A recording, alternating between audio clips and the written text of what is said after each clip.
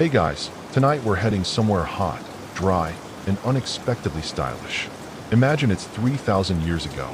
The air smells like baked sandstone, and the Nile's breeze only half cools the sweat on your temples. You're not royalty, not yet, but your head itches beneath a glossy black wig. The sun's relentless, but that thick wig stays on. Not just stays on, it's styled, perfumed, and has more volume than a modern beauty pageant. Ancient Egypt wasn't just the land of pyramids and papyrus, it was the land of hair ambition. So, before you get comfortable, take a moment to like the video and subscribe, but only if you genuinely enjoy what I do here. Also, tell me where you're listening from and what time it is for you.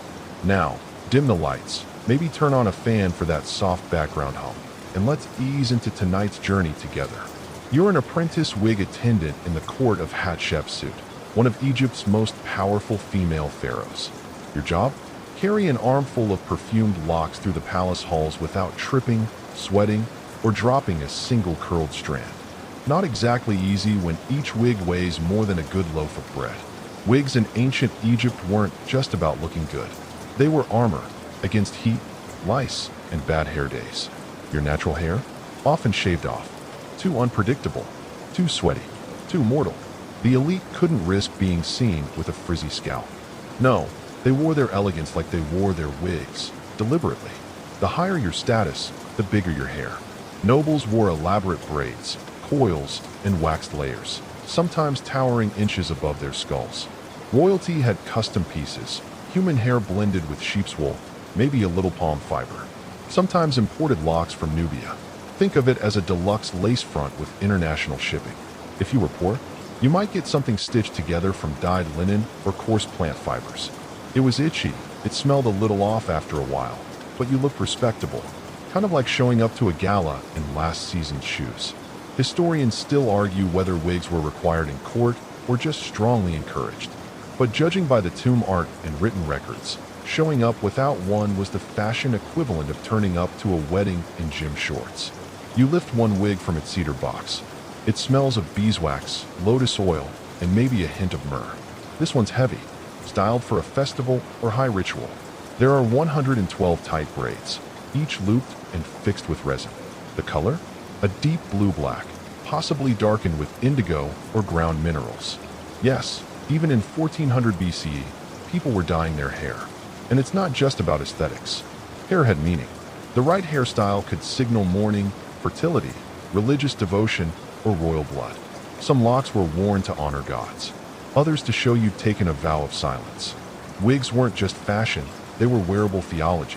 A few elite households even kept full wig closets, shelves lined with styles for every occasion. Lunar festivals, funerals, garden feasts. Imagine rifling through your options. Do I want ceremonial curls or the casual midday incense seller look? Some wigs came with little tags, like for temple use only. Others had charms woven into them, tiny faience beads shaped like ankhs, scarabs, or lotus buds. That's ancient personalization, folks. The Egyptian version of bedazzling. You, the humble wig attendant, don't get to wear one yet. But you brush them, oil them, maintain their structure. You've spent hours learning to wrap palm fiber cores in damp human hair. You've burned your fingers on beeswax. You've practiced arranging side locks and ribbon ties until your thumbs cramped.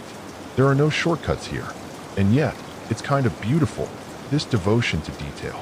The silence of the wig hall, the slow movements, the scent of almond paste, the feeling that, somehow, your work connects heaven, earth, and the very fragile concept of personal grooming.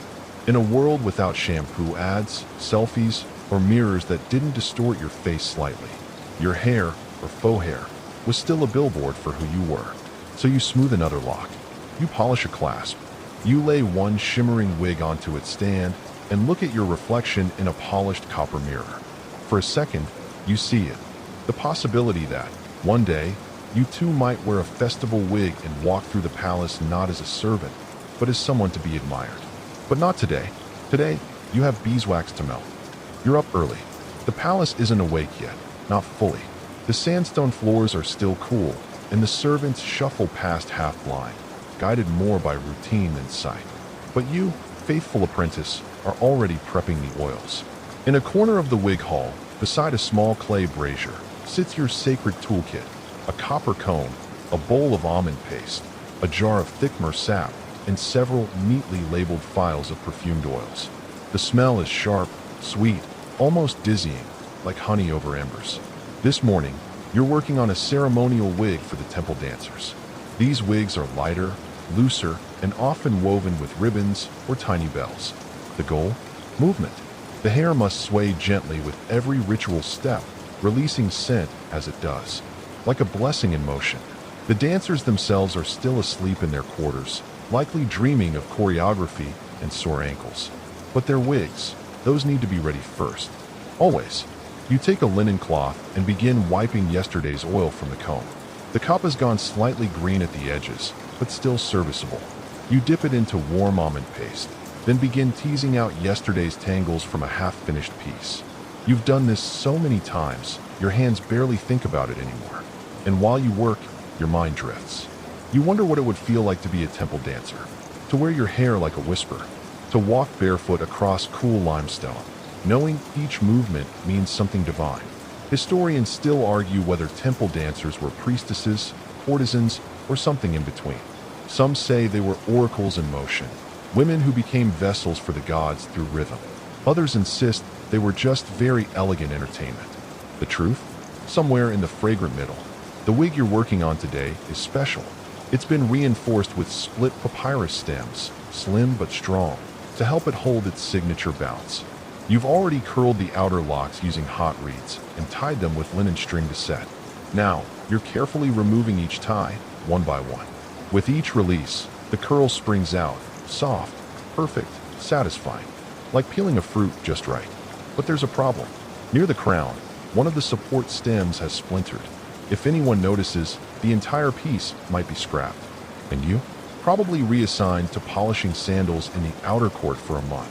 You reach for your repair kit, a tiny bundle of string, wax, and a fishbone needle. You hum quietly as you work. Outside, the city is waking up. You hear the bray of a donkey, the slap of laundry against the river rocks, the low chant of priests in the distance. And that's when she walks in. Neferura, daughter of Hatshepsut, barefoot, barely dressed in a sheer linen shift, yawning like a lion cub. She's maybe 12, maybe 15, no one ever seems sure. But she walks like someone born to be obeyed. She doesn't speak, just points to a high shelf. You know what she means, the plated wig with the gold clasp shaped like a lotus, reserved for festivals and certain royal appearances. You scramble up, careful not to make noise, and hand it to her. She sniffs it, frowns. Too sweet, she mutters, then walks away, leaving the wig behind. You take a breath. Crisis dodged. Later that day, you'll learn she's rehearsing for a public appearance alongside her mother, something to do with a new obelisk or a river ceremony. Whatever it is, it means all hands on deck. So once she's gone, you take the wig she rejected and begin adjusting its scent. Less myrrh, more frankincense.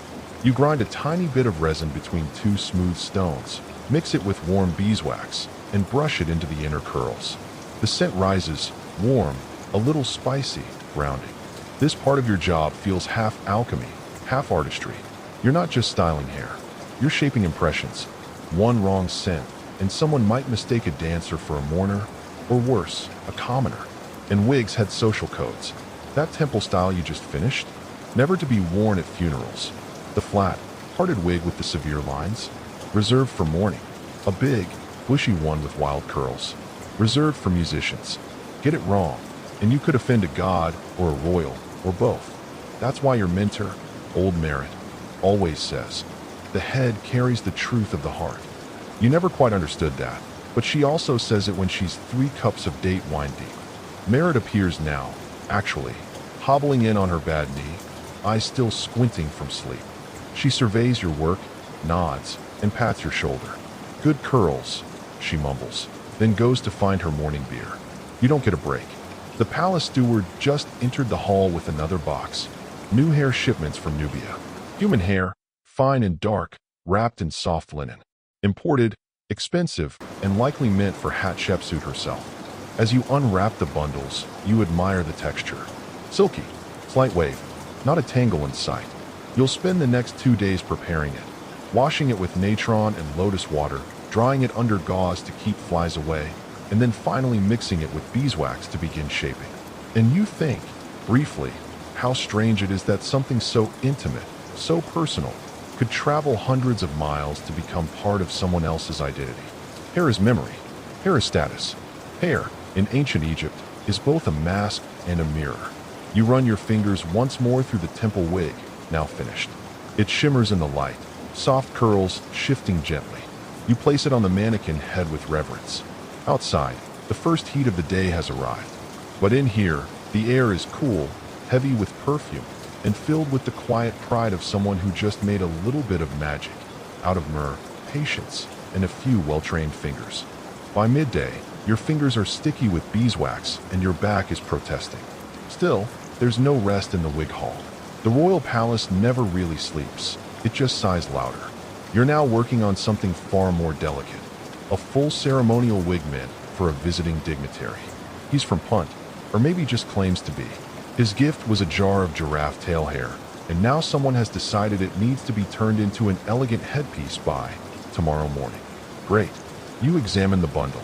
It's coarse, wiry, with an odd reddish hue. Probably better for broom bristles than a crown of curls. But hey, if it's your job to make giraffe hair look divine, then divine it shall be. You start by soaking it in a mixture of warm beer, natron, and honey, an ancient trick to soften even the most stubborn strands. The room begins to smell like an ancient brewery, but at least the hair starts to relax. A little, not a lot. You hum to yourself as you wait. It's the same tune Merritt used to sing when she worked on funerary wigs, soft, circular, wordless. The kind of song that doesn't ask much of your brain. While the strands soak, you gather your base, a fine net of linen, carefully knotted and shaped to fit a head snugly without slipping. Ancient Egyptian wigs weren't just fancy hats, they were engineered for stability. People danced, mourned, even rode donkeys in these things. Wig slippage was not an option. Now, let's be clear, not everyone wore wigs. But if you were wealthy, bald, or planning to show up at a party pretending to be either, a wig was your ticket to social relevance. Even the gods wore wigs in temple art. Historians still argue whether everyday Egyptians wore their natural hair braided beneath, or if they shaved it completely for hygiene and comfort. Either way, wigs were more than style. They were a kind of armor. A scented, beaded, gloriously impractical armor. You rinse the giraffe hair and begin weaving it into the linen base. It doesn't behave like Nubian hair or even local Egyptian. It fights the comb, rebels at the wax, and laughs in the face of your patience. Still, you persist. To anchor each bundle, you tie it with thread made of flax and beeswax, using the same looping technique you learned your first week. Loop, pull, press, repeat. You've done it so many times your fingers move on their own, like they're remembering a lullaby. A cat walks past your feet, probably palisson, probably named something dignified like Lord Whiskers of the Garden or Nefertiti's favorite. It doesn't look at you. Cats in Egypt don't have to. And then comes the unexpected, a small metal box, dropped at your feet by a junior servant. Inside, hairpins. But not just any pins. These are gold-tipped, shaped like papyrus flowers, and they smell faintly of cinnamon. You blink. Someone wants this wig to look not just divine, but royal. You press your palm briefly to the floor in thanks. A habit. It's what you were taught. Thank the earth for giving you the tools, even if they come from giraffes and diplomacy. Later, Merritt passes by and snorts when she sees your work. If this wig survives the Nile humidity, she says, I'll let you braid my beard. Merritt doesn't have a beard. Yet, you insert the gold pins, spacing them evenly along the top. They catch the light, dazzling, distracting from the wiry hair beneath. You finish with a touch of cardamom oil, rare, but the occasion demands it. And suddenly, what was once a pile of exotic hair and palace panic is now almost beautiful. Almost. The final touch? Scent cones. You retrieve a small cone of perfumed fat from the cool box and gently nestle it atop the wig's crown. When warmed by body heat, the cone will melt slowly, releasing fragrance over time. Subtle, continuous, like wearing a cloud of incense. Historians still debate whether these cones were real or symbolic, since most evidence comes from tomb paintings. But you, living in this moment, know they exist. You've shaped them yourself. Tiny, aromatic sculptures made from animal fat, tree resins, and petals that smell like nighttime gardens. The wig is ready, but there's no time to celebrate. The sun's dropping low, and word has arrived. Queen Hatshepsut herself will attend tonight's temple ceremony. That means every dancer, every priest, every attendant needs to look immaculate. You barely manage to clean your tools before the next crisis rolls in. One of the dancer wigs has collapsed. The curls have fallen flat, and someone, probably that clumsy apprentice Hetep, tried to reheat the beeswax with a lamp and ended up frying half the strands. "Help," he pleads, holding out a half-burnt mess that smells like cooked goose. You sigh, roll up your sleeves, and go to work again.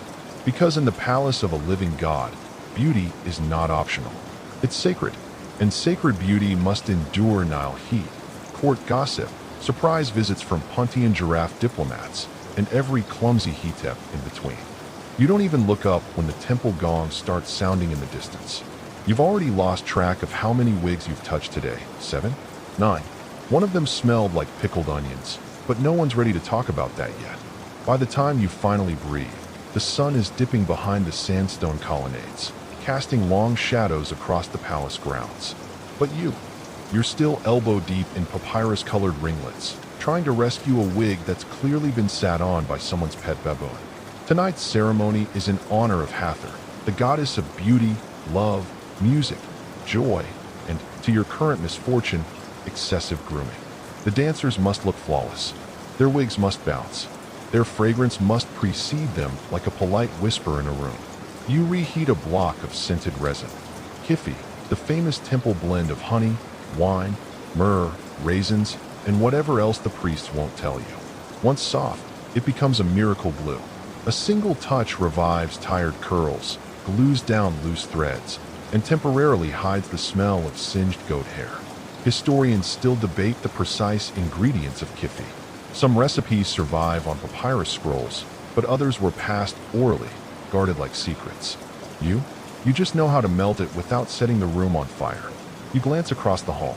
Merit is weaving feathers into a priest's headpiece. Ostrich, it looks like. She catches your eye, holds up a comb, and wiggles her eyebrows. It's not flirtation, it's challenge. Who can finish their client first? You accept without a word. Your hands fly. You plait, pin, coax, oil, and fluff. You slice curls with obsidian blades sharper than any copper knife. You murmur charms under your breath. Half prayer, half superstition, just in case Hathor is listening and in a generous mood. The scent in the room is dizzying now. Lavender, frankincense, melted beeswax, hints of lemongrass. A cocktail of sacred sleepiness and upper-class perfume. And here's the best part. All these wigs, they'll be worn exactly once tonight, then tucked away in clay jars, sealed with wax and linen, labeled in hieratic script, and stored deep in a cooling vault beside jars of dates and papyrus scrolls. Yes, in Egypt, even wigs have shelf lives. One noblewoman insisted on her own wig vault, complete with charms for hair growth and bottles of crocodile oil. You helped inventory it once. There were 43 wigs inside. Each one had a name. One was simply labeled Important Thursdays. You take a moment to scratch your shoulder. Your tunic sticks where the wax dribbled earlier. You smell like burnt honey and stubborn ambition. Then comes the Queen's steward. He doesn't knock. He simply materializes, tall, cloaked, terrifyingly efficient, and announces that Her Majesty would like her ceremonial wig rescented. Not replaced, just rescented. You blink. The wig in question is known. You worked on it once, weeks ago. It's enormous, lined with strips of gazelle leather for structure, and covered in polished curls made from fine Indian hair. No one knows how it got here. Probably a gift. Possibly stolen. Royal wigs don't come with disclaimers. You retrieve the wig carefully. It's heavier than some helmets. You're pretty sure it could knock over a small god. To rescent, you unwrap a fresh comb. This one made with blue lotus, imported from the marshes, and press it gently into the hairline. Then you use a reed tube to puff more smoke into the layers, chasing away the lingering scent of temple storage. A little extra cardamom oil on the inner band, and voila. Fit for a queen.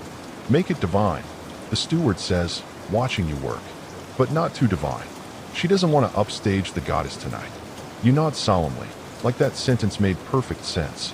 Historians still argue whether Hatshepsut's wigs were exaggerated in size or if the depictions were merely symbolic.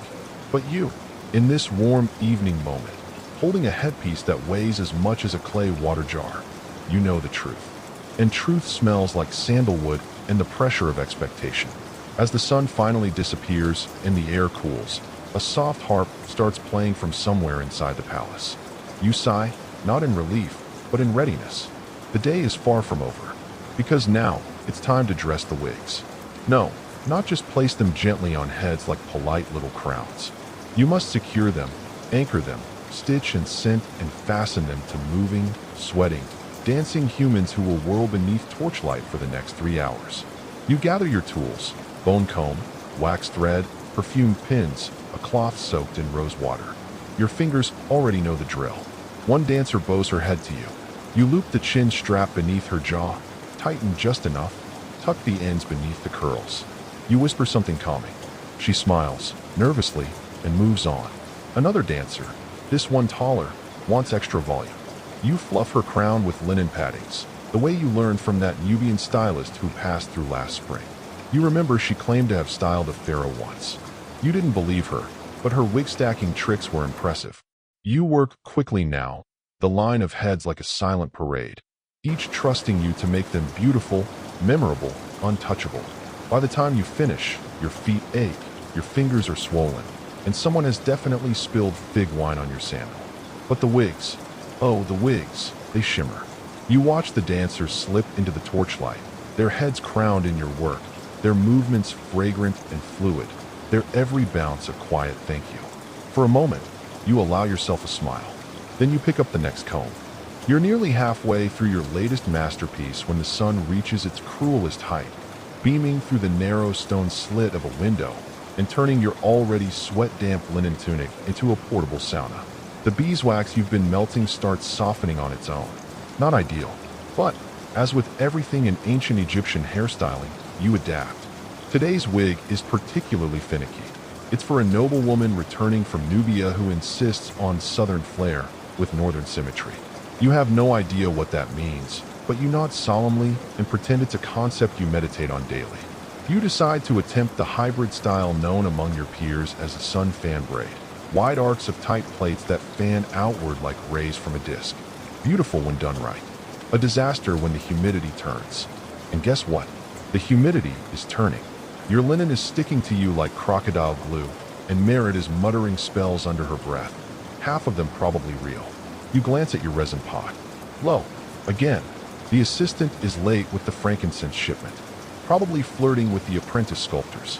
You sigh and grab the backup pot. It's the cheap stuff. Smells like burnt dates and regret. Still, the show must go on. You use your bronze comb to shape each braid, pinching the ends with a bit of goose fat to hold the form. Yes, goose fat. Historians still argue whether it was for shine, flexibility, or just an easy solution when beeswax ran out. You just know it works, as long as the goose didn't eat too many onions. As you move braid by braid, your mind wanders to last week's feast, specifically, the wig disaster involving the vizier's cousin. Poor fellow danced too close to a ceremonial torch and set his head alight. Thankfully, the wigs are mostly organic. He just lost some dignity in his eyebrows. The fan braid is coming along nicely when a sudden breeze flutters through the window, carrying with it the sharp scent of blue lotus. You smile, an actual smile, not just the polite face you wear for clients, because you remember the last time you smelled it was during the Opet festival, when a visiting queen from Punt gave you a gold needle in exchange for a cascading braid veil. Speaking of braids, yours are stiffening too fast. The wax mixture is cooling before you can curve them properly. You dip your fingers into warm water and massage the base of the wig, coaxing it into shape like a potter might nudge a vase into its final curve. Then comes the final touch, a row of tiny onyx beads, strung on linen thread and tucked just under the front edge of the wig cap. Decorative? Sure, but also functional. It hides the part where hair meets scalp and distracts from any uneven layering. You murmur a silent thanks to the artisan who thought of that one centuries ago. Merit's latest project is less successful. She's attempting a double horn style for a woman claiming descent from Hathor. The style involves two sculpted bulges on either side of the head, each adorned with dyed pigeon feathers. It looks ambitious. You offer a gentle, almost there, and pretend not to hear her mutter, "I'm going to throw this wig into the Nile." The chamber grows quieter as the afternoon wanes. Someone has set a pot of myrrh on a charcoal tray. Its syrupy smoke curls upward like lazy snakes, and you breathe it in, letting the heat lull your hands into autopilot. Weave, twist, pinch, wax, repeat.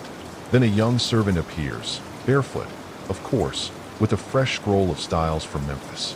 You skim the drawings and find a new challenge, a 4-layer platework pyramid with alternating color bands. You raise an eyebrow. Ambitious. Also, probably not physically stable unless the client's neck is unusually sturdy.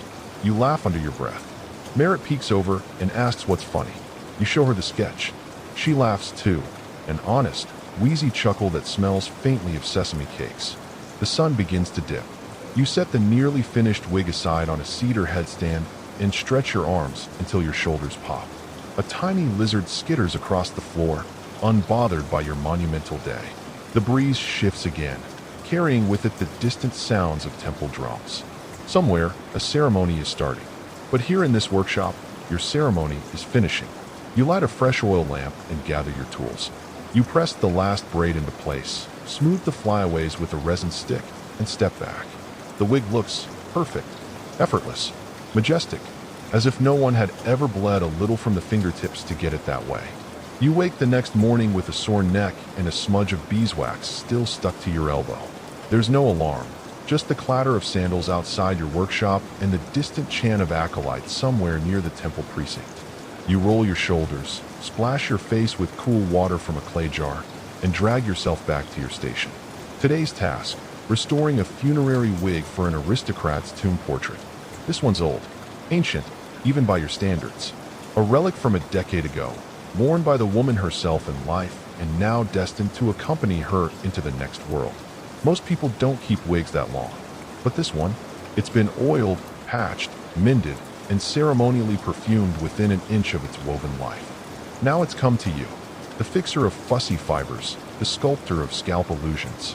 You lay it out like a patient on the repair slab. You know every one of these strands was once chosen with intention. Dyed reed fiber here, a bit of human hair there, held together with pine gum that's gone flaky with time. The base is intact, mostly, but the braids? They've loosened into a wiry halo that makes the whole thing look like a startled hedgehog. You sigh and get to work. First comes the cleansing. Warm wine vinegar dabbed gently with linen cloths, careful not to unweave anything further. Historians still argue whether vinegar was for sterilizing lice or for spiritual cleansing. Probably both. Either way, it leaves the wig smelling like a salad. You use a comb with teeth so fine they've been known to snap. Merritt calls it the snake tooth brush. You use it delicately, dragging it through brittle coils like a priest handling sacred relics. Because, in a way, you are. As you reweave the smallest plates, you notice something. Tucked inside the base, stitched in with red thread, is a tiny charm, a scrap of faience shaped like a frog. For fertility, maybe luck, maybe both. You pause. You say nothing. You leave it in. Some parts of a wig aren't meant to be altered. The mending takes hours, more than you'd budgeted. But funerary wigs are like that. Every fix is an offering, every adjustment a prayer. You hum softly as you retighten the temple braids, this time anchoring them with a mix of lotus oil and desert salt paste. It gives the strands a faint shimmer and smells better than you. When you're done, the wig gleams like polished ebony. You place it on a carved headstand beside the other offerings, a pair of alabaster eye pots, a coal brush, and a sealed jar of date paste. Someone will apply that paste to the deceased's lips at the final ritual. For the afterlife, even wigs must taste sweet. You take a moment to stretch. Merritt is out fetching a batch of dyed wool for a different client, some novelty fringe style inspired by distant Canaanite travelers. She'll grumble about it later, but for now, the workshop is yours. Quiet, still, almost meditative. Then the high priest's servant arrives, arms full of linen, sweat shining like lacquer on his brow. Urgent, he huffs. She wants the ceremonial cone stitched into the top this time. You blink. The cone? Let's pause. The perfume cone. Yes, That waxy, scented, pyramid-shaped contraption often painted on ladies' heads in tomb murals wasn't just decorative. It was real. Historians argue whether it actually melted during ceremonies or was removed after the grand entrance. You know the truth. It melted. Slowly, terrifyingly, and sometimes directly into the scalp mesh. You clear a space, grab a cone mold, and begin. You have one batch of good myrrh wax left. You melt it with blue lotus resin and a dash of juniper ash, your own signature recipe. While it sets, you reinforce the wig's crown with palm bark strips so it doesn't collapse under the weight. One time it did. Mid-festival, the priestess fainted. You still get blamed for that. This time, you double weave the base. Then, when the cone is cool enough to handle but warm enough to press, you attach it with a waxed flax loop, hidden just beneath a cluster of curled side locks. It holds. You step back and squint. The wig looks regal, lush, slightly absurd, but in the way nobility likes absurd. The servant bows and takes it away carefully. You don't relax until he disappears around the corner. Only then do you let your face fall onto your folded arms. 3 wigs down. 5 to go. The sun hasn't even reached its peak. This, you mutter into the wood grain, is a career built on strands. You're ankle deep in discarded fiber trimmings, muttering to yourself about people who think more volume just means stack more wigs, when a temple courier bursts through the curtain like he's late for his own embalming. State wig. He gasps, nearly knocking over your tray of bronze needles. For the pharaoh's steward. Audience in 2 days. You stare at him. 2 days? Wigs of that caliber usually take at least 4. If you already have the base net woven, which you do not. You do, however, have a strong sense of professional pride and the quiet, simmering rage of a craftsman who has been undervalued by palace types for years. You inhale slowly and nod. Tell him it will be done. As soon as he's gone, you drop your polite expression and shout, "Merit." She appears with a half-eaten fig in one hand and a bundle of goat hair in the other. We're making a state wig. 2 days. She stares. Is he bald? You shrug. He's about to be. You begin immediately. First with the netting. Palm fibers, twisted and soaked in cedar smoke to keep the pests out, stretched on the wooden frame. Merit oils the combs and checks the bead stocks. State wigs are dramatic. Multiple layers, usually at least one dyed section, often a decorative centerpiece like a lapis disc or even a small diadem. This time, it's a triple cascade. Tight curls at the crown, ringlets down the side, and a fantail braid draped in the back like a cape. Essentially, a sculpture for the head. You start the framework, fingers moving like you're playing a harp. The rhythm is oddly soothing. Loop, knot, tighten, pat, and again. Hours pass like that, the sun crawling across the workshop wall in golden streaks. You work through lunch, which today is just a bit of lentil mash wrapped in a fig leaf. You chew and braid at the same time. Not advisable, but necessary. Now curls. You've soaked the fibers overnight in a vinegar and date syrup blend to make them pliable. You wind them tightly around bronze rods, which you then bake briefly over an oil lamp. One of your earliest disasters involved singed goat hair and an unplanned small fire, so now you're vigilant. You fan the coils gently, and they spring to life. Tight, bouncing, perfect. Too perfect, Merit says, peeking over. You nod. Palace wigs shouldn't look too refined. They need the illusion of divine care, but not the threat of looking unnatural. So, you muss the curls ever so slightly with your knuckles, adding what you call controlled chaos. At dusk, you begin the beadwork. Not just any beads, carnelian, faience, and glass imported from far-off trade ports. There's a row of alternating green and white to symbolize renewal and purity. Or at least, that's what the priest scholars say. You just know it catches the torchlight in all the right ways. Then, as night falls, comes the back braid. The tailpiece. It must flow, not just hang, and end in a knot shaped like the eye of Horus. It's symbolic, protective, and, conveniently, excellent at hiding the junction where hair meets the base net. You and Merit take turns braiding. Neither of you speaks. You've reached that quiet, exhausted point where conversation would use energy better spent holding a braid straight. The oil lamp flickers. Somewhere, an ibis calls into the darkness. You finish around midnight, and the wig is beautiful. Dark, coiled, cascading in tears like a temple facade. Beads glimmer like starlight. It has weight, but moves like river grass. You set it carefully on the stand and just stare for a moment, letting the image sink in. Merritt hands you a cup of diluted wine. You should charge double. You sigh? They'd just tell me it's an honor. You both laugh, sleepily, bitterly, the laugh of people whose craft is worshipped, but whose bodies are expendable. Still, you know what you've made. This wig won't just sit on some steward's head. It'll be seen in temple processions, in murals, maybe, one day, even in some royal burial. You've touched history. Again, you tuck the wig under a linen veil and whisper a small blessing. Not a grand spell, just a craftsman's hope that it won't fall apart during whatever ceremonial dance the steward insists on performing. You finally lie down on your mat. Your hands ache, your spine pops, and your dreams smell faintly of myrrh and goat hair. You earn them. Morning in Thebes. The sunlight creeps across your floor, warm and dusty, like a lazy cat. You open one eye and immediately regret it. Every joint in your fingers creaks like dry papyrus. Your back's still stuck in the shape of yesterday's braid pattern. You rise slowly, graceful as a half-dead ibis, and get moving. The palace courier won't arrive for hours, so you plan to take on something slightly less glamorous today: children's wigs. Now, here's a lesser-known fact. Children, especially upper-class ones, wore wigs too. Not just as little clones of their parents, but with their own distinct styles. The most iconic? The side lock of youth. A single, dramatic braid or curl hanging from one side of the head while the rest is shaved clean. Cute? Sure. Annoying to maintain? Absolutely. You sit cross-legged, tiny bassinet stretched over a gourd-shaped wig stand. Today's client is a 5-year-old named Teddy, who has apparently ripped off 2 previous side locks during tantrums. His mother wants this one stitched so tightly he gives up. So you begin. The child-sized wig doesn't require as much bulk, but it does require sturdiness.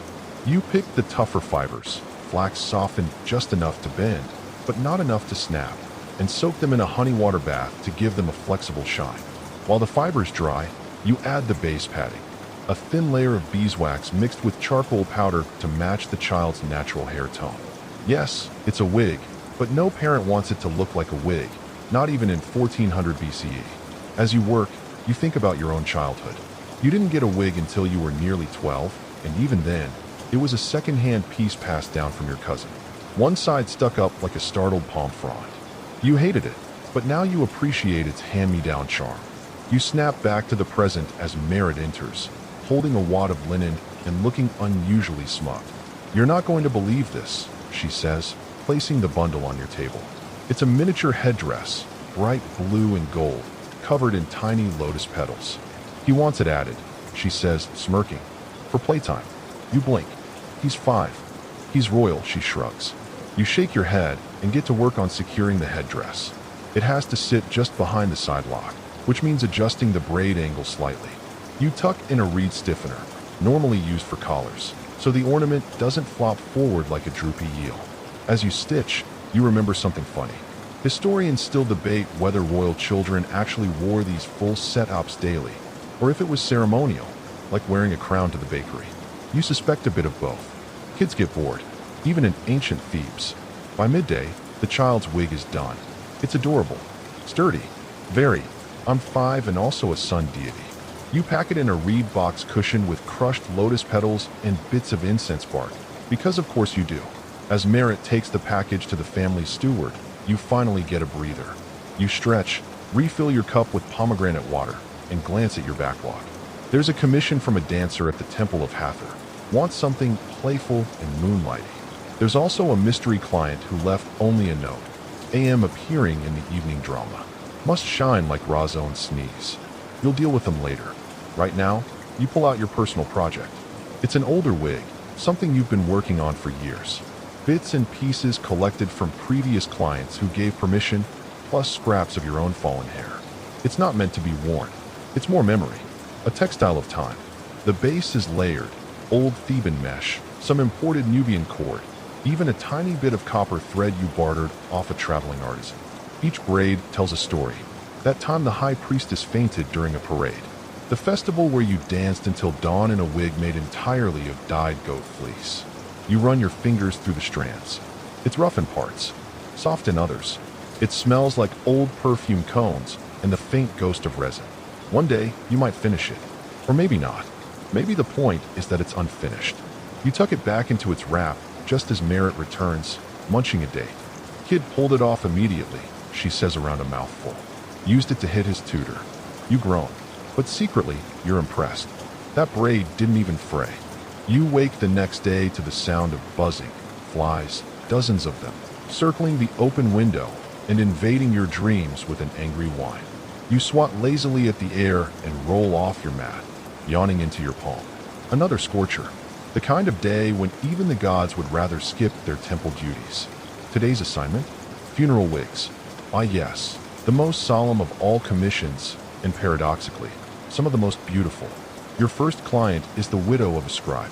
She's brought her late husband's lock of hair, wrapped in linen and anointed with a few drops of cedar oil. It's not much, just a curl, barely the length of your finger, but it means everything to her. She wants it braided into the lining of the wig she'll wear for his burial ceremony. You receive the lock with the quiet reverence it deserves.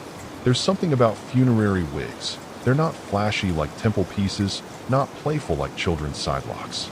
They carry grief and memory and a desire to be seen in the eyes of the dead one last time. You start with a crescent base, shaped to the widow's head. The wig itself will be medium length, braided into soft ripples that hug the cheekbones and taper at the nape. This was a style popularized in the reign of Hatshepsut, modest, but still elegant enough for a final farewell. While the fibers boil, goat hair again, lightly soaked in lotus oil, you prepare the linen insert for the widow's lock. You place it near the base of the neck where no one will see it, but she'll feel it, nestled against her skin like a final goodbye. Merritt arrives, unusually quiet, carrying 2 palm scrolls. We got another funeral commission, she says, laying them out. Double order. You skim the brief notes. A husband and wife, buried together. Middle class. Nothing elaborate. No gold beads. No scent cones. Just matching wigs with simple folds. They died of the same fever, Merritt adds, sipping her barley milk. Same day, you both fall silent.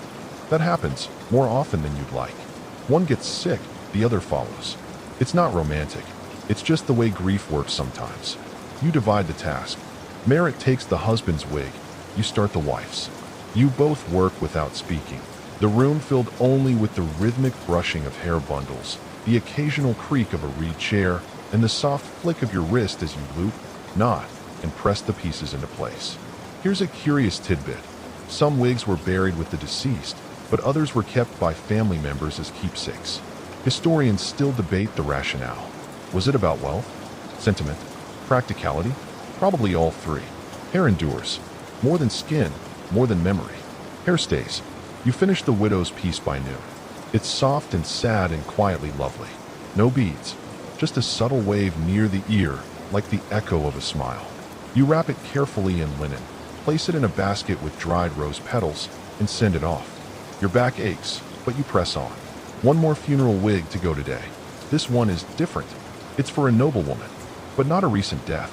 Apparently, her mummy is being reinterred due to tomb flooding, and her descendants want her to look proper for the occasion. We're restoring her dignity, the courier had said, very seriously, as if she'd be judged at the afterlife gates for split ends. You've done posthumous wigs before. They tend to sit higher, more architectural, because they're not worn on warm living scalps. You use extra stiffeners, bark inserts, reed cross-lacing, and plenty of beeswax. This one calls for a Nubian-style coil wig, tightly curled and parted down the middle. You suspect the noblewoman herself would have preferred something looser, maybe with lapis inlays, but fashion changes. Her great-great-great-granddaughter apparently has opinions. Halfway through the coils, Merritt appears with roasted lupin beans and a bored expression. You think the dead know when we mess with their hair. You shrug. Depends if they liked us in life. She chuckles and tosses you a bean. You miss, and it bounces off the noblewoman's hairnet. Whoops, she says. You pause. If her ka gets mad and shows up tonight, I'm making you explain. You finish by sunset. The coils are perfect, springy, symmetrical, just enough volume to suggest status without veering into pharaoh's cousin territory. You add a small amulet near the crown, a carved carnelian eye, just in case. As you clean up, You think back to your first funeral wig. You were 15. You tied the fibers too tightly and gave the poor old man what looked like a panic swirl. His granddaughter still thanked you, eyes shining. He would have liked the care, she'd whispered. Care. That's what it always comes down to. Not gold, not symmetry, just care. By now, your fingers know the shape of every braid before you begin. It's like muscle memory, like breathing. And yet, no two wigs are ever alike. Each one carries its own mood, its own whisper of a life. Today, though, you're not making a wig. You're repairing one. It's an old piece, at least 30 years, maybe older. A temple dancer brings it in, wrapped in fabric so delicate it practically crumbles in your hands. The wig was once magnificent, a ceremonial cascade of twisted strands threaded with lapis lazuli beads and a few faded feathers. But now, the beads are falling off, the base is cracked, and several rows of braids have collapsed into a tangled mess. It belonged to my grandmother, the dancer says. She wore it during the festival of drunkenness. You raise an eyebrow. That festival, an annual celebration in honor of Hathor, involves music, wine, dancing, and according to temple gossip, one or two regrettable decisions. The wig probably saw more action than a cavalry horse. The dancer chuckles. It survived better than she did. So, you get to work. First, you unlace the netting. Carefully, slowly. There's a fine line between restoration and destruction, and this one's practically daring you to cross it. You soak the wig in warm lotus water, loosening decades of dust, then pat it dry with soft linen. While it dries, you sort through the beads. Some are cracked. A few are missing entirely. You replace them with similar ones from your stash. A compromise between authenticity and function. You're not a museum. You're a memory keeper. A fun fact. Ancient wigs weren't always black or brown. Henna, indigo, even crushed beetles gave color to those who could afford it. Historians still debate whether certain colors were reserved for specific classes or temples. Some argue red wigs were scandalous. Others say they were simply stylish. This one, deep brown with blue accents. Regal, but not showy. It still smells faintly of myrrh and wine. You imagine her, grandmother of this dancer, spinning barefoot in the temple court, laughing with her mouth full of dates, hair flying like silk in the desert breeze. You reinforce the base with new flax stitching, weaving in modern fibers alongside the ancient ones. It's a gentle blend, not hiding the age, but honoring it. Like patching a favorite tunic instead of buying a new one. As you work, Merritt peeks in, still fixing the disco wig. You smirk. Hathor's disco, yes. She leans against the wall. I heard the high priest's nephew wants a new headpiece. Something celestial. Whatever that means. You sigh? Stars again. Stars again. Everyone wants to look like the night sky these days. You blame that one bard who wrote the poem comparing a noble woman's braids to Orion's belt. Honestly, it was a stretch. You refocus. The dancer's wig is nearly ready. You begin the final touch, rebraiding the front with a bit of tension, not too tight, not too loose. You hum as you work, something rhythmic and old, passed down from your aunt who taught you this craft in the first place. She used to say every braid was a prayer, every twist a wish. When the dancer returns, her eyes shine. She'd love this, she whispers. You say nothing, just bow your head slightly and hand it over. As she leaves, Merritt enters with a familiar scowl. Guess who's back? You don't even ask. Sidelock boy, she confirms. And he wants curls now. You close your eyes. Breathe. How many? 4. Symmetrical. With gold ribbons. You reach for your tools. Give me strength, Hathor. Give you payment. More like, Merritt mutters, already prepping the fiber. As you begin to curl the first lock around a heated bronze rod. Careful not to singe the hair. You think about the nature of your work. Not just the craft, but the trust. The dancer. The child. The widow. Even the stubborn noblewoman's ghost. They all come to you with stories, not always spoken, but felt. And you, in turn, shape those stories into something touchable. You finish the curls just before sundown. They bounce. They gleam. They'll be ruined in 10 minutes, but right now, they're perfect. And that's enough. You begin the morning with a stretch, back cracking like a dry papyrus scroll. Even the reeds beneath your mat groan. Another day, another request. Today's job? Scented wigs. Yes, you read that right. Scented. The client is a minor noble who insists her wig must carry the fragrance of moonlight, which, of course, smells suspiciously like jasmine mixed with a drop of palm. She's recently returned from a visit to the court in Thebes, where apparently everyone is obsessed with perfumed cones again. You glance at the small clay jar she's sent. It's labeled Nebu's Breath. You pop it open. Your nose is immediately hit with frankincense, rose resin, and something sticky that smells like melted honey on hot stone. It's strong, powerful, the kind of scent that walks into a room before you do. Scent cones, solid perfume lumps placed atop wigs, were nothing new in ancient Egypt. Worn at feasts, religious festivals, or even during courtship, they would slowly melt in the heat, perfuming the wig and the air around it. Historians still argue whether these cones were real or simply symbolic in paintings. But based on how many times you've cleaned melted gunk off a headdress, you're firmly in the real camp. Merritt gags theatrically from across the room. It smells like the inside of a camel's dream. You smile. Then I'm doing it right. You begin with a lightweight wig base, nothing too elaborate. This client wants movement. She wants balance. So you go with layered braids around a soft flax structure, held loosely enough that the scent cone won't flatten the whole thing when it starts to drip. While prepping the fibers, your mind drifts to the workshop gossip. Apparently, someone in the city is experimenting with scented glue, a sort of aromatic adhesive made from date syrup and myrrh. You haven't tried it yet. It sounds like a wasp magnet, but it's interesting to imagine wigs that leave a trail of fragrance wherever they go. As you add finishing touches to the noble's wig, a few pale beads, subtle threading, you prepare the cone. It's shaped like a tiny fig and dyed a soft blue, meant to match her festival robe. You wrap it in linen for transport, along with a warning, do not wear it near fire. Again, speaking of which, remember the young scribe who tried to impress a priestess by lighting his own scent cone indoors? The one whose wig caught fire and had to be doused in wine? His cousin came in last week asking for a low-flame alternative. You suggested oil-soaked linen pockets inside the wig instead. He left a generous tip. Wig customization is getting more experimental. There's a growing fashion among city girls for adding small sound charms, tiny shells or bronze bells braided near the nape. They tinkle when you walk. One client called it ear music. Merritt called it wig anxiety. You're not judging. You're just here to make it all work.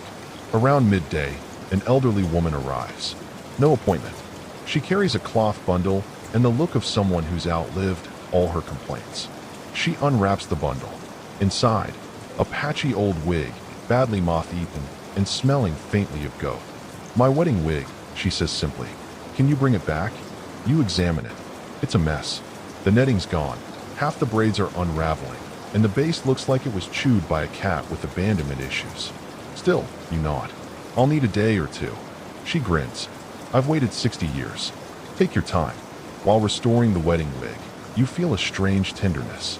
The fibers are brittle, the scent long faded. But there's something in the pattern, simple twists, light curls near the ear, that speaks of a moment long gone, now waiting to be remembered.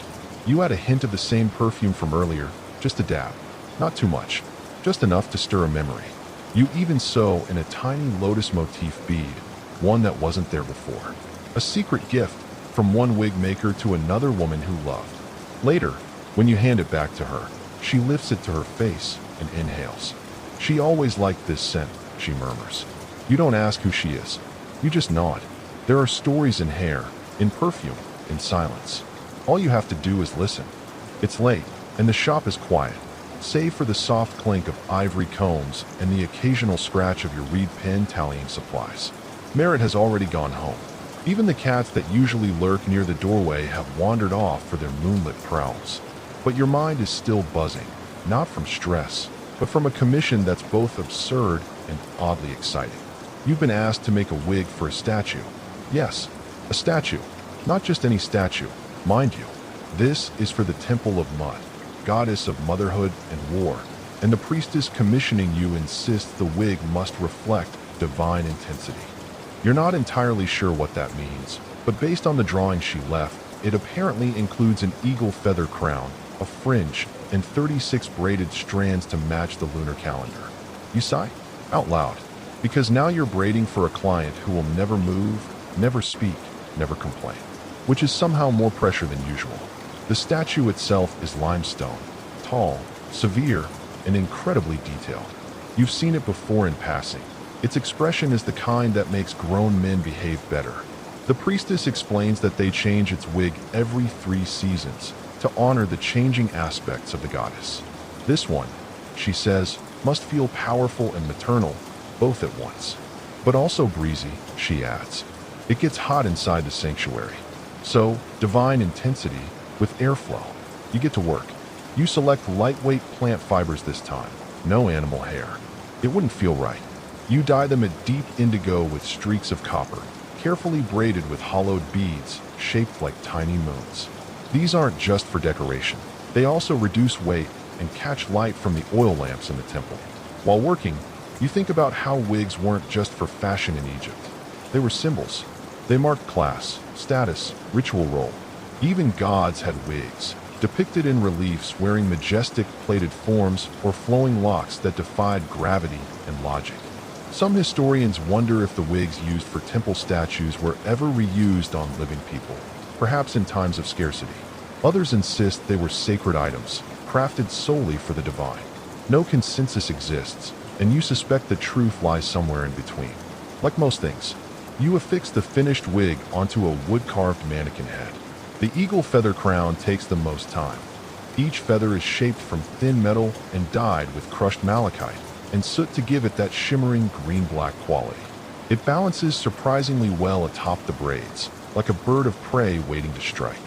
When you deliver it, the priestess gasps. Then she clutches the wig to her chest like it's an offering itself. She'll love it, she says. You nod, though Mud has never been especially easy to please, judging by temple legend. Still, you hope she notices the detail, one braid thicker than the rest, hidden beneath the crown, twisted 13 times for protection. On your way back, you pass a group of children playing outside their home. One of them wears a makeshift wig made of woven palm strips and beetle shells. He spots you and yells, "I'm the pharaoh of frogs," before jumping into a puddle. You grin. Why not? In this city, you're always just one braid away from greatness. Back at the shop, you find someone waiting in the shadows. It's a man, cloaked, with the lean frame of someone used to disappearing. He steps forward and places a bundle on your workbench. Unwraps it. Inside, a black wig with silver bands. Elaborate. Military style. You recognize the design immediately. This belonged to someone important. I need it restored, the man says. Discreetly, you glance up. His eyes are careful. His hands, steady. You nod. You don't ask questions. Not tonight. You begin inspecting the wig. The silver bands are dented. Blood, just a trace, dried at the base. You pause, then reach for your tools. Because if there's one thing you've learned, it's this. Hair holds secrets, and wigs sometimes keep them better than scrolls. The silver-banded wig sits under your oil lamp like a curled animal, still and watchful. You've cleaned it now. No more dried blood, no more battlefield dust, but it hasn't lost its tension. It was made for someone who commanded respect, maybe fear. A general, perhaps, or a royal guard. The craftsmanship is flawless, down to the tiny obsidian beads hidden near the nape. You flex your fingers. Time to restore it. You begin carefully rebraiding the middle rows. Whoever wove this originally knew what they were doing. Tight plaits, military-style layers that could stay in place during chariot rides or battle drills. You match the technique, honoring it. Not just a repair job, but a conversation with another wig maker, years, maybe decades, apart. Outside, dawn is creeping up on the horizon. Your eyes are heavy, but your hands move with practiced grace. You reach for a tin of resin wax, something sticky, but pliable when warmed, and begin polishing the silver rings. Each bears a carved motif. Falcons, lotus buds, spears. You wonder if the symbols meant rank or victories, or maybe they were purely decorative. Historians still argue whether soldiers were permitted ornate wigs in everyday life, or only ceremonial contexts. You pick up one of the smallest rings and run your thumb across the inside. There's a name etched faintly. You squint. It's worn down, but still legible. Satu, son of Neferhotep. A chill runs up your spine. You've heard that name. Everyone has. Satu was a war hero. Defended the southern borders during the year of the famine riots. Disappeared after a dispute with the palace treasury. Rumors said he tried to stop an embezzlement scheme and vanished into exile when he failed. Or worse. So this wig isn't just rare. It's political. The man who dropped it off, he might be family. Or someone trying to erase or rewrite a chapter of Satu's story. You don't know. You don't ask. Instead, you pull out your finest flax thread and begin reinforcing the inside netting. You stitch in 2 discrete loops behind the ears, the kind you only use when a client requests secure but removable, usually for covert wear. You know what that means. This wig is going to be worn again. Maybe for a funeral, maybe for revenge. But that's not your business. Your job is to preserve the dignity of the thing, to restore the art without becoming part of the story. As you finish the last braid, the door opens. It's the man from before, expression unreadable. You lift the wig and place it on a cloth-lined tray. He picks it up gently, as if it might speak, nods once, then leaves without a word. You exhale. Moments later, Merritt walks in, holding 2 cups of date coffee and a handful of reed scrolls. You look like you fought a crocodile. Just a general's ghost, you mutter. She raises an eyebrow, doesn't press. Instead, she lays out the next orders, a trio of festival wigs for temple dancers, all featherlight and color-matched to pomegranate robes. One's to include actual flower petals. The other requires peacock feathers. The third, brace yourself, glows in the dark. Not literally, of course, but they want beads that catch moonlight just so. The brief includes the phrase, floaty but anchored, which makes you rub your temples. I don't make philosophy, you groan. I make wigs. Merritt pats your shoulder. Today you do both. By midday, your hands are back in motion, cutting, curling, threading soft ropes of hair and weaving in delicate color strands. For the moonlight wig, you use mother-of-pearl discs braided in like stardust. It's ridiculous. It's wonderful. Because that's the thing about this job. One day you're rebuilding the past. The next, you're crafting dreams. And in a city where the line between gods and people blurs, where a priest might wear your handiwork one moment and a street acrobat the next, you begin to understand something. Wigs are more than wigs. They're armor. They're memory. They're hope. Even when worn by statues or ghosts. By the time you're knotting the last silk thread into the moonlight dancer's wig, your shoulders ache and your eyes have gone fuzzy from squinting at mother of pearl.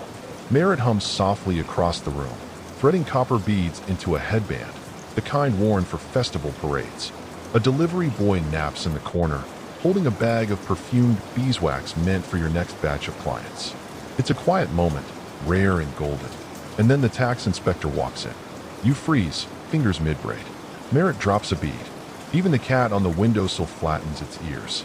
He's not especially frightening, round-faced, balding, with sandals that squeak, but his presence means paperwork, fees, and questions about undeclared services.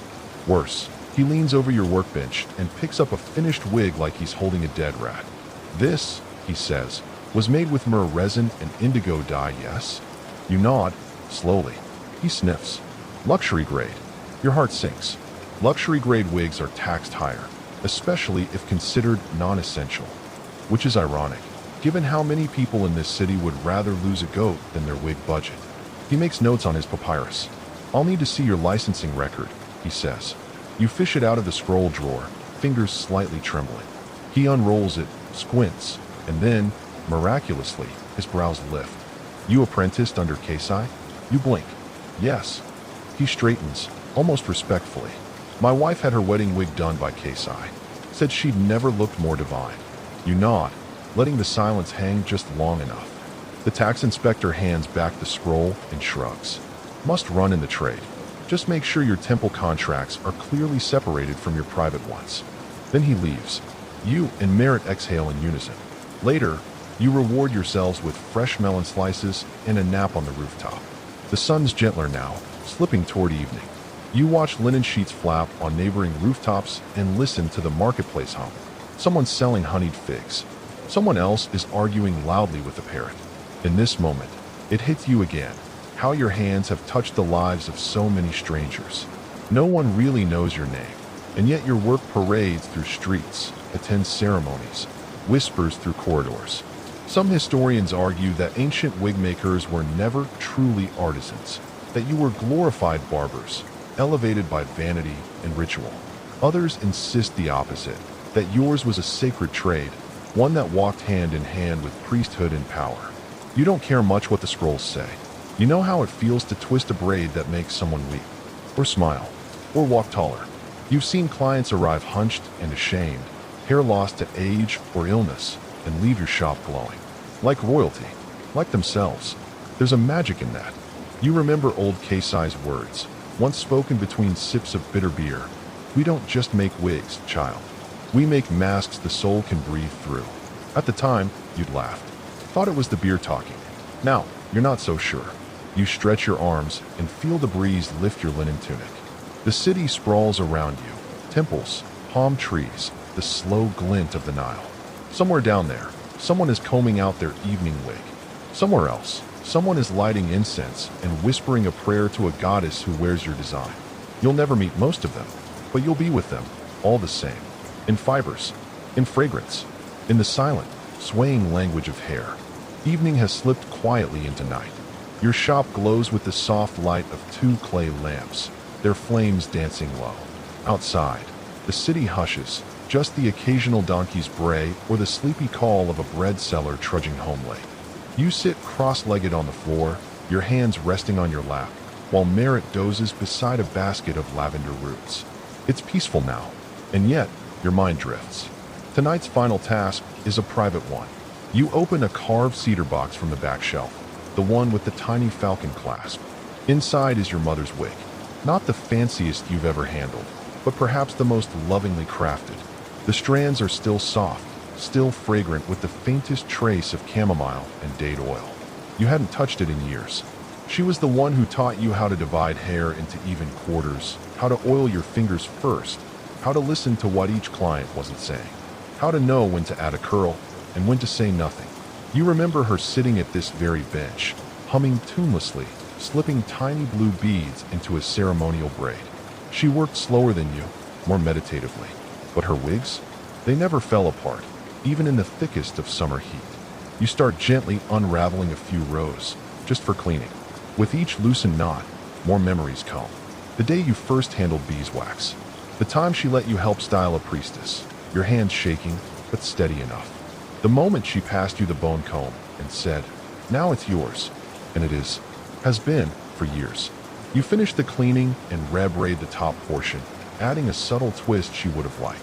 Nothing flashy, just a little flourish of pride. And as you return the wig to its box, you realize something. In a world where statues change wigs with the seasons, where hairstyles mark power and identity and faith, your mother gave you something more enduring than hair. She gave you a craft, a legacy, a way to move through this chaotic, dusty, glorious life with your hands full of order and beauty. You rise, stretch your arms, and douse the lamps one by one. In the dark, your shop smells of cedar, resin, and the ghost of perfume. It smells like stories. You whisper goodnight to the quiet wigs resting on their mannequin heads, some braided, some curled, all waiting to be worn into someone's tomorrow. And then, you head to bed. The shop settles behind you, its silence not empty, but full of dreams. Crescent moon wind down begins here. Let the room fall quiet now. You've traveled far tonight, not in miles, but through time, through strands of hair, of memory, of sacred rituals passed from hand to hand. You've touched the world of ancient Egypt, not the one of pharaohs and pyramids, but of combs and clay pots, patient fingers and whispers shared over braiding sessions. You've wandered through incense smoke and temple corridors, listened to gossip in the marketplace, restored the wig of a war hero, designed moonlit locks for a goddess, laughed with a friend, stared down a tax inspector, and remembered someone you loved. Let all of that settle now. Let your body relax. Breathe in like a temple curtain stirring in a summer breeze. Breathe out like a river slowly curling past reeds at dusk. You're safe now. You're home. The night wraps gently around you like linen on sun-kissed skin. And tomorrow will come. But for now, just rest. Good night, dear listener. Sleep well.